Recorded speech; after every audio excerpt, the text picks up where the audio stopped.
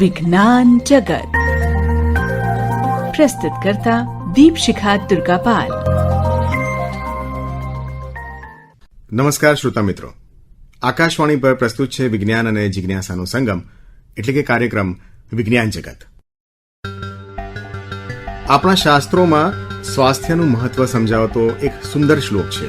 ધર્માર્થ કામ મોક્ષાણામ આરોગ્યમ મૂલમુત્તમમ રોગાસ્તસ્યા પહર્તારઃ શ્રેયસો જીવિતસ્ય ચ. એટલે કે સ્વાસ્થ્ય એ ધર્મ, અર્થ, કામ અને મોક્ષનો મુખ્ય સ્ત્રોત છે. રોગ આ ચારેય ધ્યેયો તેમજ જીવનનો પણ નાશ કરે છે. આપણી ગુજરાતી કહેવત પહેલું સુખ તે જાતે નર્યા પણ આ સત્યને દોહરાવે છે. આપણી આસપાસની દુનિયા જેટલી વિશાળ છે તેટલી જ જટિલ અને સૂક્ષ્મ દુનિયા આપણા શરીરની અંદર છે. વિજ્ઞાન જ્યારે પ્રયોગશાળાના માધ્યમથી આપણા શરીરના રહસ્યો ઉકેલે છે ત્યારે તે આંકડાઓની પેલે પાર આપણા જીવનની સુરક્ષાની ખાતરી બની જાય છે. આજે વિજ્ઞાન જગતમાં આપણે વાત કરીશું આધુનિક પેથોલોજી લેબોરેટરી ટેકનોલોજી અને તેની ચોકસાઈ વિશે, જે આપણા નિરોગી ભવિષ્ય માટે અત્યંત અનિવાર્ય છે. આજનો વિષય પેથોલોજી ટેસ્ટ અને આધુનિક ટેકનોલોજી પર ઊંડાણપૂર્વક ચર્ચા કરવા માટે આપણી વચ્ચે ઉપસ્થિત છે નિષ્ણાત શ્રીમતી પિંકી જોશી. પિંકીબેન પેથોલોજીના ક્ષેત્રમાં લાંબા સમયથી ક્વોલિટી મેનેજર તરીકે કાર્યરત છે. તેમની વિશેષ ઓળખ એ કે તેમણે આ ક્ષેત્રમાં કરેલા ગહન સંશોધનો આજે આંતરરાષ્ટ્રીય સ્તરે ગૌરવ અપાવી રહ્યા છે. તેમના રિસર્ચ પેપર્સ પ્રતિષ્ઠિત ઇન્ટરનેશનલ બાયો જર્નલ્સમાં પ્રકાશિત થયા છે. લેબોરેટરીમાં થતા પરીક્ષણોમાં સચોટતા જાળવવી અને ભૂલોની શક્યતાને નહિવત કરવી તે તેમનું મુખ્ય લક્ષ્ય રહ્યું છે. 6 સિગ્મા અને વેસ્ટગાર્ડ રૂલ્સ જેવા જટિલ વૈશ્વિક માપદંડોને સામાન્ય માણસના નિદાનમાં સફળતાપૂર્વક અમલી બનાવવા માટેના તેમના વ્યક્તિગત પ્રયાસો નોંધપાત્ર છે. તો ચાલો આકાશવાણીના વિજ્ઞાન જગત મંચ પર સ્વાગત કરીએ શ્રીમતી પિંકી જોશીનું. નમસ્કાર. સૌથી પહેલા તો હું આકાશવાણીના આજે વિજ્ઞાન જગતનો જે પ્રોગ્રામ છે તો એને હું એપ્રિશિએટ કરવા માંગીશ કે ઘણા બધા સામાન્ય માણસો હોય એમની રૂટીન લાઈફની અંદર નાના નાના પ્રોબ્લેમ્સ ફેસ કરતા હોય છે. તો જ્યારે એ લોકોની પાસે પૂરતું નોલેજ નથી હોતું અને એના કારણે એ લોકો નાની મુશ્કેલીમાંથી માંડી અને મોટી મુશ્કેલીઓ સુધી પસાર થતા હોય છે. તો ખરેખર આ કામ છે એ આકાશવાણી તરફથી બહુ જ એક સારું કરવામાં આવી રહ્યું છે. તો એના માટે ખરેખર એ પ્રશંસાને પાત્ર છે. ધન્યવાદ. પિંકીબેન, સામાન્ય રીતે આપણે દુખાવો થાય ત્યારે જ ડોક્ટર પાસે જઈએ છીએ, પણ આપણું શરીર અંદર ખાને ઘણા સંકેતો આપતું હોય છે. એક સામાન્ય માણસને લાંબુ અને નિરોગી જીવન જીવવા માટે કયા પાયાના ટેસ્ટને પોતાના જીવનનો આરોગ્ય કંપાસ એટલે કે હોકાયંત્ર માનવો જોઈએ? બહુ સરસ સવાલ છે તમારો. બધાના જીવનમાં આપણે જોઈએ તો બધાને એક ડર હોય છે ડોક્ટર પાસે જતા. તો નાના નાના જ્યારે પ્રોબ્લેમ થતા હોય છે ત્યારે કોઈ એવું વિચારતું જ નથી કે ભાઈ મારે ડોક્ટરની પાસે જવું જોઈએ. જ્યારે આપણું બોડી જે છે એ આપણને સિગ્નલ તો 1 વર્ષ 2 વર્ષ પહેલા આપતું હોય છે. સાવ નાના નાના સિગ્નલ, જેમ કે કહીએ કે કોઈકને ગેસનો પ્રોબ્લેમ હોય, એસિડિટીનો પ્રોબ્લેમ હોય, સોજા આવતા હોય, વાળ ખરતા હોય, વારે ઘડીએ યુરિન પાસ કરવા જવું પડતું હોય, યુરિનમાં ઇન્ફેક્શન થતું હોય, યુરિન રોકાઈને આવતું હોય અને એ સિવાય વીકનેસ લાગતી હોય. ક્યારેક એવું પણ થાય કે એક સીડી ચડી અને હાંફી જવાય, પણ એને આપણે એમ નોર્મલ ગણી લેતા હોઈએ છીએ કે હા ભાઈ કે 5 મિનિટમાં બંધ થઈ જાય છે, તો એને આપણે ઇગ્નોર કરતા હોઈએ છીએ. પણ આવા કેસની અંદર માણસને જો લાંબુ અને નિરોગી જીવન જીવવું હોય તો જે બેઝિક રિપોર્ટ આપણે જેને ગણવામાં આવે તો એની અંદર સામાન્ય રીતે સીબીસી એટલે કે કમ્પ્લીટ બ્લડ કાઉન્ટ છે, યુરિન ઇન્ફેક્શનનો રિપોર્ટ છે, ડાયાબિટીસનો છે, કિડની માટેના બેઝિક રિપોર્ટ જેમ કે ક્રિએટિનાઇન છે, બ્લડ યુરિયા છે, એવી જ રીતે લીવર માટેના એસજીપીટી છે, એસજીઓટી છે, ક્યારેક જરૂર પડે તો બિલિરુબિન કરાવવો પડે છે, અને હાર્ટ માટેના રિપોર્ટ્સ, લિપિડ પ્રોફાઇલ છે. પણ હું એવું કહીશ કે આ રિપોર્ટની સાથે સાથે અગત્યનું શું છે તો કોઈ પણ પર્સને રિપોર્ટ એ જે પોતાની ક્લિનિકલ કન્ડિશન છે, અત્યારની લાઈફમાં એમને શું નાનામાં નાની તકલીફ પડી રહેલી છે, સાથે ડોક્ટરની એડવાઇસ લઈને અને ફેમિલીની હિસ્ટ્રીને એકોર્ડિંગ કે એમના મમ્મી અથવા તો પપ્પાને શું તકલીફો થયેલી છે અથવા તો એમના જે ફેમિલી છે એની અંદર ડાયાબિટીસ કે પછી હાઈ બ્લડ પ્રેશર કે પછી બ્લોકેજ થવું કે હાર્ટ એટેક આવવો કે કેન્સર, એવા કોઈ રિપોર્ટ કે અથવા તો એવા કોઈ રોગો વારસાગતમાં મળી રહ્યા છે કે નથી મળી રહ્યા એમને, બરાબર. તો એને એકોર્ડિંગ એ લોકોએ ટેસ્ટ કરાવવા જોઈએ. તો શું કોમન બોડી ચેકઅપ નિરોગી જીવનની ખાતરી આપી શકે અને તે કેટલા વર્ષે કરાવવું જોઈએ, એટલે કેટલા અંતરાલ પર, વર્ષમાં એકવાર કે 2 વર્ષે એકવાર? એકદમ સરસ સવાલ છે તમારો. કોમન બોડી ચેકઅપ છે ને ક્યારેય પણ કોઈના માટે વર્ક ના કરે, કારણ કે દરેક માણસની તકલીફ અલગ હોય, દરેક માણસના જીન્સ અલગ હોય, એના ફેમિલીની હિસ્ટ્રી અલગ હોય. તો જે રિપોર્ટ કરવામાં આવે એ રિપોર્ટની અંદર બેઝિક રિપોર્ટની સાથે એણે એડવાન્સ રિપોર્ટ, જેવા કે તો કિડનીનો રિપોર્ટ એક તો સૌથી બેઝિક ક્યારે કરાવવો જોઈએ, તો કે કોઈ પણ પર્સનને જ્યારે બ્લડ પ્રેશર આવવાનું ચાલુ થાય, કારણ કે કિડનીનું કામ છે બ્લડ પ્રેશરને મોનિટર કરવાનું.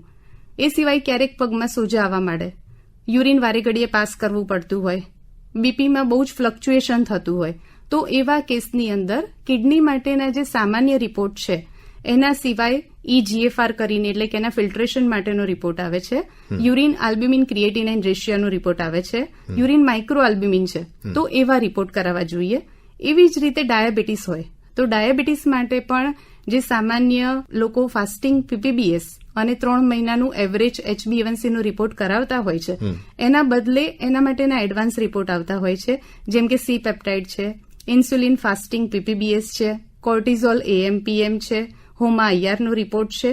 તો એવી રીતના રિપોર્ટ જે હોય છે એ પણ એમને મદદ કરી શકીએ.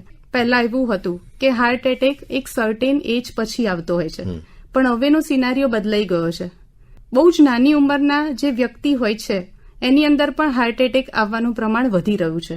તો એવા કેસની અંદર પણ એ લોકોએ સામાન્ય લિપિડ પ્રોફાઇલ ના કરાવતા એના માટે પણ અર્લી જે પ્રિવેન્શન માટેના રિપોર્ટ્સ હોય છે, કે જે રિપોર્ટની અંદર આવે એપોલાઇપોપ્રોટીન A1 આવે, એપોલાઇપોપ્રોટીન B આવે, LPA રિપોર્ટ આવે, હોમોસિસ્ટીન આવે, HS ટ્રોપોનિન I આવે, HSCRP આવે. તો આ રીતના જે રિપોર્ટ્સ હોય છે, અને આવા તો ઘણાય છે કે જેમ કે કેન્સર હોય એના માટેના અલગ હોય, આર્થરાઇટિસ હોય તો એના માટેના અલગ હોય. તો મારી એવી સલાહ છે કે કોમન બોડી ચેકઅપ કરાવતા કરતા પર્સનની શું તકલીફ છે, જેમ મેં આગળ કીધું એ પ્રમાણે એમના ફેમિલીની હિસ્ટ્રીને એકોર્ડિંગ અને ડોક્ટરની સલાહ લઈ અને જો રિપોર્ટ કરવામાં આવે તો એવું ના બને કે કોઈ પણ રિપોર્ટ મિસિંગ થાય. બરાબર. એટલે તમે કહો છો એ પ્રમાણે એક કોમન બેઝ હોય, એના પરથી ડોક્ટર પાસેથી તમે એના એડવાન્સ રિપોર્ટ માટે સજેશન લઈ શકો અને એનાથી પણ તમે આગળ જઈને સ્પેસિફિક રિપોર્ટ્સ કરાવી શકો, જેથી કરીને તમે અર્લી પ્રિવેન્શન કરી શકો. કોઈ પણ જેમ કે હાર્ટ ડિસીઝની વાત થઈ, તમે કિડનીની વાત કરી, રાઈટ. પિંકીબેન, આપણે માત્ર બ્લડ ગ્રુપની વાત કરીએ સપોઝ, તો A, B અને O ગ્રુપ વિશે જાણીએ છીએ અને એના પોઝિટિવ અને નેગેટિવ પાસા.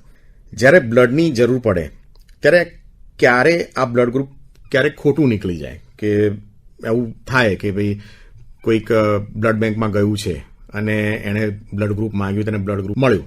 શું વિદેશના મેડિકલ સ્ટાન્ડર્ડ્સ પોઝિટિવ નેગેટિવના છે એ પ્રમાણે જોઈએ કે આની અંદર હવે આગળ બીજા પણ પાસા હોઈ શકે બ્લડ ગ્રુપ ડિટેક્શનના? જો બ્લડ ગ્રુપનું જે ટેસ્ટિંગ થતું હોય છે એમાં ટેકનોલોજીનો બહુ મોટો રોલ હોય છે. બરાબર. ટેકનોલોજીની અંદર આપણે વાત કરીએ તો જેમ બ્લડ ગ્રુપ હોય તો ક્યારેક તમે જોયું હશે ક્યાંક બ્લડ આપવા માટે જતા હોય તો બ્લડનું એક ડ્રોપ મૂકવામાં આવે અને એન્ટીસીરાનું ડ્રોપ મૂકવામાં આવે, બરાબર, અને ચેક કરવામાં આવે કે કયું બ્લડ ગ્રુપ છે. બરાબર. તો એ ટાઈપે જે સ્લાઇડની અંદર ગ્રુપિંગ થતું હોય છે એને કહેવાય ફોરવર્ડ ગ્રુપિંગ, અને એમાં RBC નો યુઝ થાય છે એટલા માટે એને એન્ટીજન ગ્રુપિંગ કહેવામાં આવતું હોય છે. પણ અગત્યનું છે કે ફોરવર્ડની સાથે રિવર્સ ગ્રુપિંગ પણ થવું જોઈએ, એટલે કે એન્ટીજન હોય એની સાથે એન્ટીબોડીનું ગ્રુપિંગ પણ થવું જોઈએ. અને એના માટે જેમ આ સ્લાઇડ મેથડ છે એવી રીતની ટ્યુબ મેથડ આવે છે. બીજી વાત કરીએ તો અત્યારે માર્કેટની અંદર જેલ પ્લસ ગ્લાસ બીડ એની જે ટેકનોલોજી વાળા કાર્ડ પણ આવે છે. તો એ જે કાર્ડ હોય છે એની એડવાન્ટેજ એવી હોય છે કે જો સ્લાઇડ મેથડની અંદર બ્લડ ગ્રુપ કરવામાં આવે તો એક તો એ રૂમ ટેમ્પરેચરે કરવામાં આવે છે, જ્યારે આપણા બોડીનું ટેમ્પરેચર 37 ડિગ્રી હોય છે. બીજું કે જે સ્લાઇડની ઉપર જે ડ્રોપ હોય છે એ થોડાક મિનિટની અંદર એ સુકાઈ જતું હોય છે. બરાબર. તો જો આપણા બોડીની અંદર વીક રિએક્ટિંગ એન્ટીબોડી પ્રેઝન્ટ હોય અને એન્ટીબોડી એક્શનમાં ના આવે તો એના કારણે પણ બ્લડ ગ્રુપના રિપોર્ટની અંદર વેરિએશન આવી શકે. જ્યારે અત્યારની જે લેટેસ્ટ ટેકનોલોજી છે એમાં એવી રીતની સિસ્ટમ હોય છે કે મશીનની અંદર આપણા બોડી ટેમ્પરેચર અંદર ઇન્ક્યુબેટ કરવામાં આવે છે સેમ્પલને, અને સાથે એને 5 મિનિટ માટે સેન્ટ્રીફ્યુગેશન પણ કરવામાં આવે છે, જેથી કરીને જો વીક રિએક્ટિંગ એન્ટીબોડી હોય ને તો એ પહેલેથી રિએક્શન આપી દે છે.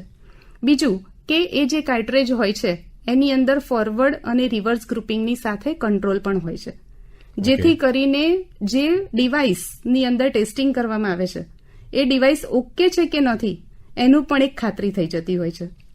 અને એ જે ડિવાઇસ હોય છે એને મહિનાઓ સુધી સાચવી શકાય છે, જેથી ક્યારેક જો કોઈક પેશન્ટની ક્વેરી આવે અથવા તો ફર્ધર ચેક કરવું હોય કે ટેસ્ટિંગ કરેલું હતું ત્યારે શું રિઝલ્ટ હતું, તો એનું પણ એક એવિડન્સ મળી શકે છે.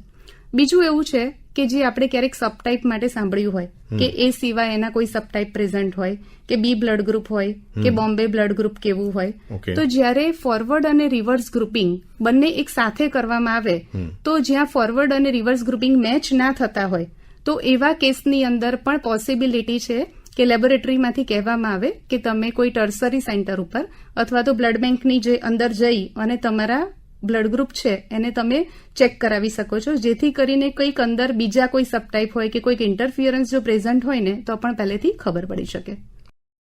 આજકાલ બજારમાં ખૂબ જ સસ્તા ટેસ્ટ બંડલ્સ મળે છે, જેમ કે તમારા કોઈ સોશિયલ મીડિયા પર તમે સર્ફિંગ કરતા હો, વેબસાઇટ ઉપર કે ફોન ઉપર કે આજકાલ ટીવીમાં પણ. શું હંમેશા ઓછી કિંમત પાછળ જવું હિતાવહ છે? જો તમારી વાત બહુ સાચી છે કે અત્યારે ઇન્સ્ટાગ્રામ ફેસબુકનો જમાનો છે. જો એક વખત કોઈક રીલ જોઈ હોય તો પછી બધી રીલ આપણને એને એકોર્ડિંગ જ મળે છે. બરાબર. તો એમાં ઘણી બધી વખત એવું હોય છે કે આટલા રૂપિયાની અંદર આટલા ટેસ્ટ, પણ જેમ આપણે આગળના સવાલમાં એકવાર વાત થઈ કે શું કોમન ટેસ્ટ બધા માટે કામ કરે, તો એવી જ રીતે અગત્યનું એ છે કે ટેસ્ટની પ્રાઇસ જોવા કરતા અંદર કયા ટેસ્ટ ઓફર કરવામાં આવે છે. કે ફક્ત ક્યારેક એવું પણ બને કે એની અંદર સૌથી બેઝિક 3-4 ટેસ્ટને ઇન્ક્લુડ કરી દેવામાં આવે અને કહેવામાં આવે કે આ બોડી પ્રોફાઇલ છે. બરાબર. અને સાથે એ જે જગ્યા છે એની ઓથેન્ટિસિટી સૌથી પહેલા તો ચેક કરવી જોઈએ. આજે માણસ શર્ટ લેવા માટે જાય છે તો તરત નથી લેતો, કોઈ એને એમ કે હું તારા માટે શર્ટ લાવી દઈશ તો નથી લેતો, એની ક્વોલિટી ચેક કરે છે, બધું જ ચેક કરે છે અને પછી આપતું હોય છે. તો શા માટે આપણે ફક્ત એક પ્રાઇઝ અથવા તો જે ઓનલાઈન મીડિયમ. બીજું અગત્યનું એવું છે કે કોઈ પણ સેમ્પલમાં ટેસ્ટિંગ થતા પહેલા એ બ્લડના કોન્ટેક્ટમાં કેટલી વાર રહે છે ને એનું પણ એટલું ઇમ્પોર્ટન્સ હોય છે. તો એવું ના થાય કે ઓનલાઈન પ્લેટફોર્મમાં રિપોર્ટ નજીકમાં થતો જ ના હોય, ક્યાંક દૂર મોકલવામાં આવતો હોય અને ત્યાં પણ 24 કલાકે સેમ્પલ પહોંચતું હોય. બરાબર છે. પહેલા કલેક્શન સેન્ટર પર જાય અને ત્યાંથી પછી મેઇન લેબોરેટરી. હા, અને મેઇન લેબોરેટરી અમદાવાદમાં ના હોય ને ક્યાંક દૂર હોય તો જો એ વચ્ચેનો જે ટાઈમિંગ છે એમાં પણ રિપોર્ટમાં વેરિએશન આવવાના ચાન્સીસ વધારે હોય છે, કંઈક અલગ જ આવી શકે છે. તો એક તો આ વાત થઈ કે ટેસ્ટ બંડલ્સ પણ એટલા રિલાયબલ નથી હોતા. તો લેબોરેટરીમાં પહોંચતા પહેલા દર્દી પણ ક્યારેક પોતે કંઈક ભૂલ કરી બેસતા હોય ટેસ્ટ સેમ્પલ આપતી વખતે, તો શું તેનાથી પણ રિપોર્ટ અલગ આવી શકે? હા, એનાથી પણ રિપોર્ટ અલગ આવી શકે. સામાન્ય રીતે દરેક લેબોરેટરીની એવી પોલિસી હોય છે કે પેશન્ટ જ્યારે ટેસ્ટ કરાવવા માટે આવે ને ત્યારે એને પૂછવામાં આવે કે તમને તકલીફ શું છે.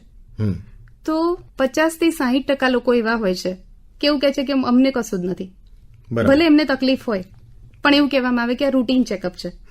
તો પેશન્ટ જ્યાં સુધી પોતાની ક્લિનિકલ હિસ્ટ્રી પ્રોવાઈડ ના કરે તો કોઈક રિપોર્ટ જનરેટ થાય ત્યારે જો એ રિપોર્ટ ક્રિટિકલ હોય અથવા રિપોર્ટની અંદર કંઈક ચેલેન્જીસ હોય તો લેબોરેટરીને ક્લિનિકલ હિસ્ટ્રી સાથે મેચ ના થવાના કારણે એ રિપોર્ટ એક તો પહેલેથી ફરીવાર ચેક થાય છે.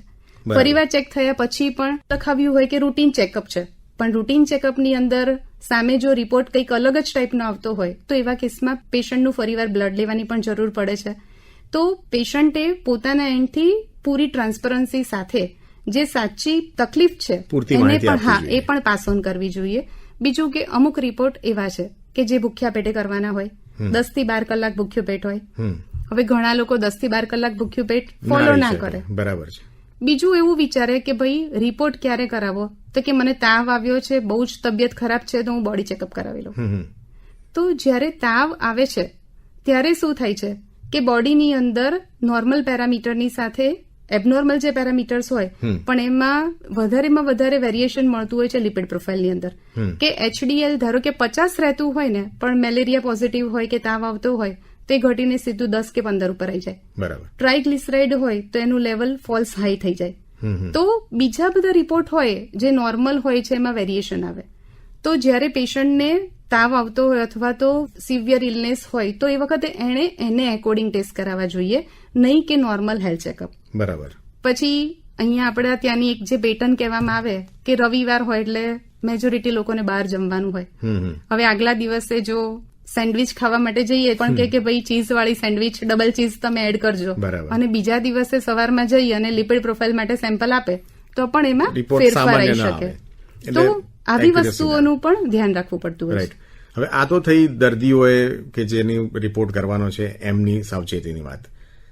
પેથોલોજી કાર્યક્ષેત્રમાં મશીનમાં પણ થોડા ઘણા વેરિએશન આવતા હોય, જેમ કે હાઈ એન્ડ મશીન્સ અને બેઝ ઇક્વિપમેન્ટ. આ શું તફાવત હોય આ બે મશીનની વચ્ચે, અને મશીનની ગુણવત્તા શું ખરેખર રિપોર્ટ પર અસર કરતી હોય છે? મશીનની ગુણવત્તાનો આધાર રિપોર્ટની વિશ્વસનીયતા ઉપર બહુ જ હોય છે. જેમ હાઈ એન્ડ મશીન હોય તો હાઈ એન્ડ મશીનની અંદર જે રિપોર્ટ મળતા હોય છે એમાં એરરના ચાન્સીસ બહુ ઓછા હોય છે, કારણ કે એમાં જે સેમ્પલનું પીપેટિંગ પણ થતું હોય છે ને ઓટોમેટેડ સિસ્ટમથી થતું હોય છે. જ્યારે જે બેઝિક ઇક્વિપમેન્ટ હોય છે એમાં મેન્યુઅલી પીપેટિંગ થતું હોય છે. બેઝિકની ગણતરીમાં આવે કે જે સેમી ઓટોમેટેડ મશીન છે અથવા તો અમુક મશીન કે જેમાં મેન્યુઅલ વર્ક થતું હોય છે. તો હવે એના માટે જે પીપેટ યુઝ કરવામાં આવે, જો પીપેટ કેલિબ્રેટેડ ના હોય તો પણ જે વોલ્યુમ ડિલિવર કરવાનું હોય એ વોલ્યુમ પ્રોપર ડિલિવર ના થાય. બહાર જે ટેસ્ટ ટ્યુબમાં ટેસ્ટિંગ કરવામાં આવે એ પ્રોપર ના હોય. રિએજન્ટ લિક્વિડ વાળા જે હોય એનું જો પ્રોપર સ્ટોરેજ ના કરેલું હોય, ફ્રીઝમાંથી કાઢી અને તરત જ ટેસ્ટિંગ કરવામાં આવે. અમુક રિએજન્ટ હોય એને રૂમ ટેમ્પરેચરે લાવવાની જરૂર હોય, અમુકને 37 ડિગ્રી લાવવાની જરૂર હોય, તો એ પણ ના થઈ શકે. એટલે રિએજન્ટ તરફથી એશ્યોરન્સ ના મળે, જે પીપેટિંગ તરફથી હોય એમાં પણ એશ્યોરન્સ ના મળે. તો અને જે રિએક્શન થતા હોય, જે સામાન્ય રીતે જે બેઝિક ઇક્વિપમેન્ટ હોય છે એ એટલા યુએસએફડી એપ્રુવડ પણ હોતા નથી. બરાબર. અને એનું ટેસ્ટિંગ થતા હોય છે, પણ ટેસ્ટિંગની અંદર જે સારા રિપોર્ટ માટે કહીએ કે જે પ્રિસિઝન જરૂરી છે, જે એક્યુરસી જે જરૂરી છે એ મશીનની અંદર નથી મળતા હોતા. એ સિવાય અમુક ઇન્ટરફિયરન્સ હોય, જેમ કે હિમોલિસિસ છે, ઇક્ટેરસ અને ટર્બિડિટી. આ 3 પેરામીટર એવા છે કે જે પેરામીટર હાઈ એન્ડ ઇક્વિપમેન્ટ હોય તો એ આઈડેન્ટિફાઈડ કરી લે છે અને એના કારણે રિપોર્ટની અંદર કોઈ વેરિએશન છે કે નહીં એ પણ સામે આપી દેતા હોય છે ફ્લેગની સાથે. એવી જ રીતે સેમ્પલ જાડું કે એટલે કે વિસ્કસ કે સેમ્પલ છે કે નહીં, એના કારણે રિઝલ્ટમાં ફેરફાર આવશે કે નહીં આવે, કેલિબ્રેશન એમાં ઓકે છે કે નહીં, મેન્ટેનન્સ પ્રોપર થયેલું છે કે નહીં, ક્વોલિટી કંટ્રોલ પ્રોપર થયેલા છે કે નહીં, તો એ બધું પણ એના એન્ડ ઉપર ખબર પડી જતી હોય છે. જ્યારે આ બધી જ વસ્તુ બેઝિક ઇક્વિપમેન્ટ હોય છે ને એમાં મિસિંગ હોય છે. એટલે હાઈ એન્ડ મશીન્સની અંદર એવું કહી શકાય કે થોડું કેલિબ્રેશન સારું હોવાને કારણે એરર્સ ઓછી આવી શકે. હા, રિપોર્ટની વિશ્વસનીયતા બહુ જ વધી જાય, કારણ કે એમાં એક્યુરેટ અને પ્રિસાઇઝ રિપોર્ટ મળતા હોય છે. એવું શા કારણથી થાય? એનું રીઝન એવું છે કે એમાં ઓટો પીપેટિંગ હોય, અને જે ઓટો પીપેટિંગ હોય એટલે એક ફિક્સ હોય કે 5 માઇક્રોલીટર જો વોલ્યુમ ડિલિવર કરવાનું હોય તો એ 5 માઇક્રોલીટર જ વોલ્યુમ ડિલિવર કરે. બરાબર. જ્યારે મેન્યુઅલી કરવાનું હોય એમાં થંબથી પીપેટિંગ હોય, તો થંબથી પીપેટિંગ હોય તો હાથને કેટલો પ્રેસ કરવામાં આવે છે, તો ક્યારેક 6 માઇક્રોલીટર પણ થઈ શકે કે 4 માઇક્રોલીટર પણ થઈ શકે. આનો મતલબ એ થયો કે પેલું મશીન જાતે જ સેમ્પલ લેશે, એટલે એમાં કોઈ પણ બહારના વ્યક્તિનું એમાં નહીં આવે. હા, એટલે એમાં પ્રી એનાલાઇટિકલ સ્ટેપ્સને ઘણા બધા અંશે એમાં એવોઇડ કરી શકાય છે અને હ્યુમન એરરને પણ મિનિમાઇઝ કરી શકાય છે. એટલે આ એક અનટચ્ડ સેમ્પલ થયું હાઈ એન્ડ મશીનમાં, રાઈટ? યસ. તો તમે અનટચ સેમ્પલ ડાયગ્નોસ્ટિક્સની વાત કરી. માનવીય સ્પર્શ વગર રોબોટિક પદ્ધતિથી થતી તપાસ કઈ રીતે ભૂલોની શક્યતા ઘટાડી શકે? એ ખરેખર ઘટાડે કે ના ઘટાડે? ખરા અર્થમાં કહીએ તો ઘણા બધા અંશે ઘટાડી શકે, કારણ કે જ્યાં મેન્યુઅલ ટેસ્ટિંગ કરવાનું હોય ત્યાં આગળ કેવું હોય કે ચેક કરવામાં આવે કે આ પેશન્ટના કેટલા રિપોર્ટ કરવાના છે. અત્યારના પ્રમાણે જે લેબોરેટરીની અંદર બહુ જ બધા વોલ્યુમની અંદર સેમ્પલ આવતા હોય, અને જો દરેક સેમ્પલને મેન્યુઅલી જોવામાં આવે કે આ પેશન્ટ તો એના 5 રિપોર્ટ છે, બીજું પેશન્ટ તો એના 10 રિપોર્ટ છે, તો એ વસ્તુ પોસિબલ નથી. તો માણસ જે હોય તો ઘણા બધા લોકોને એમાં રોકાયેલું રહેવું પડે.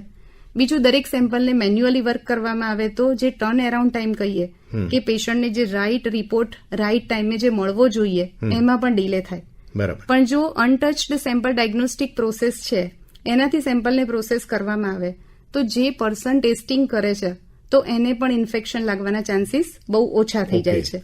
અને સેમ્પલ મશીનની અંદર જતા હોય છે ત્યારે સેમ્પલની એની અંદર એવા સોફ્ટવેર પણ હોય છે કે જે પ્રોગ્રામિંગ કરેલું હોય, એવી રીતે સેમ્પલ પસાર થતા હોય છે કે જે મશીનની અંદર ક્વોલિટી કંટ્રોલ ઓકે હોય, રિએજન્ટ કોઈ પણ એક્સપાયર ના થયેલા હોય, કેલિબ્રેશન ઓકે હોય, અને કયા મશીનમાં જવાથી રિપોર્ટ ફાસ્ટ થશે તો એ બધી જ વસ્તુને ધ્યાનમાં રાખી અને પ્રોસેસ થતી હોય છે.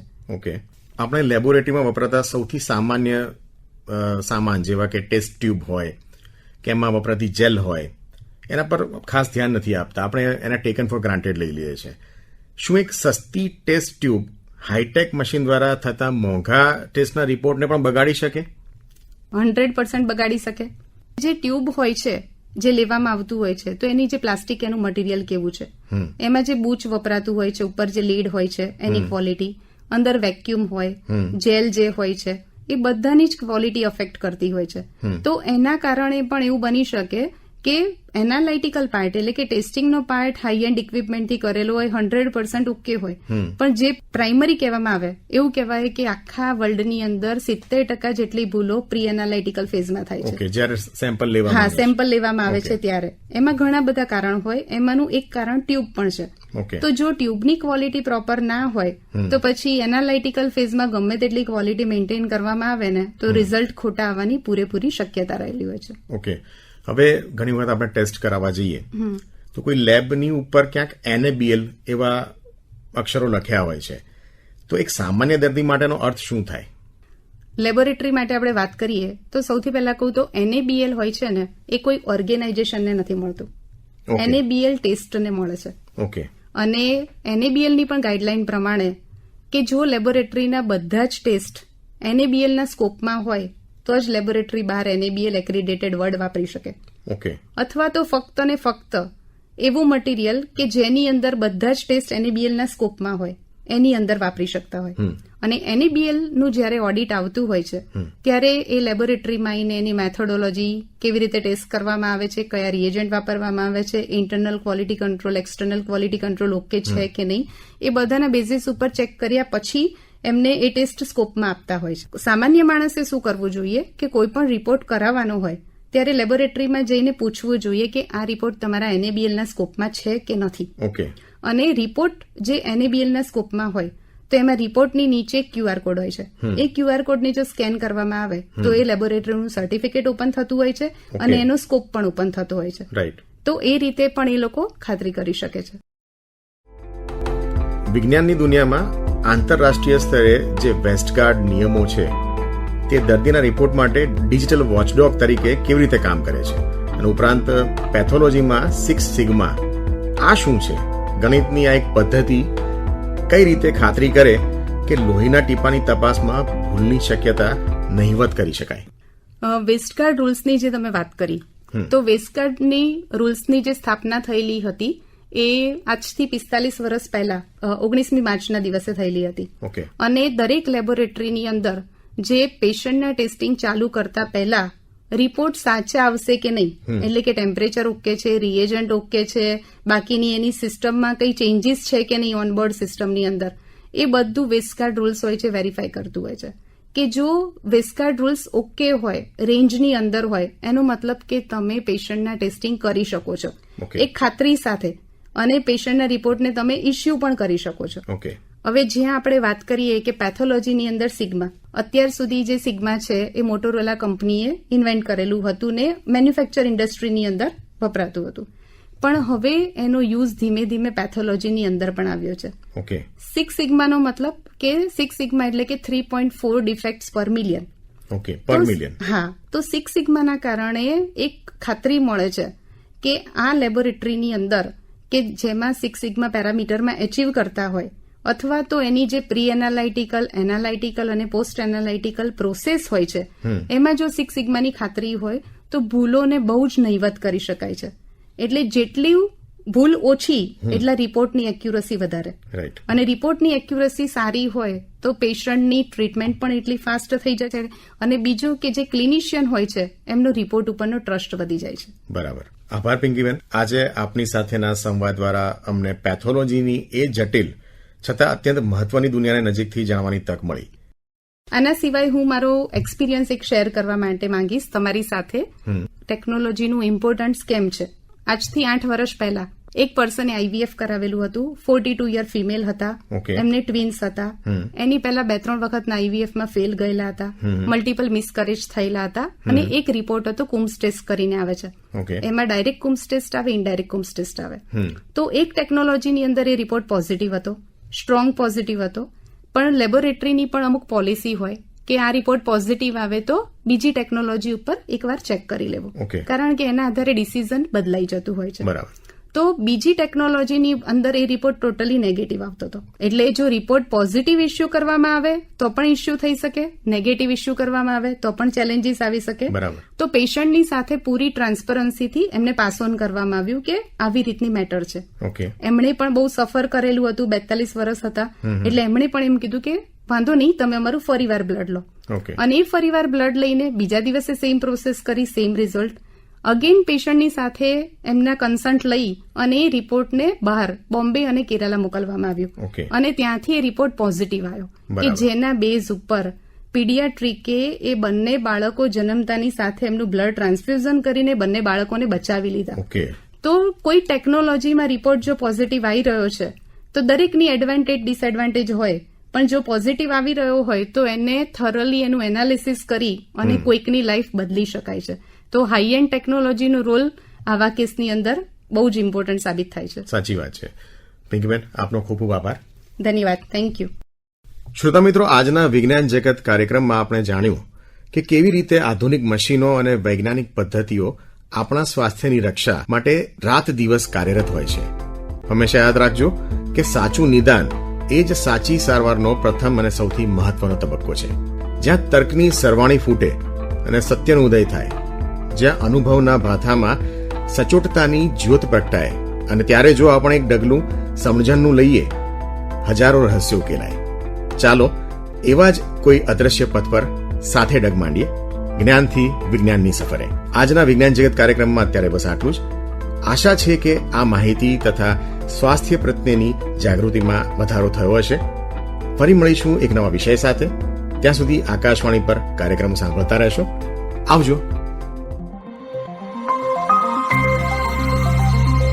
विज्ञान जगत प्रस्तुत करता दीपशिखा दुर्गापाल.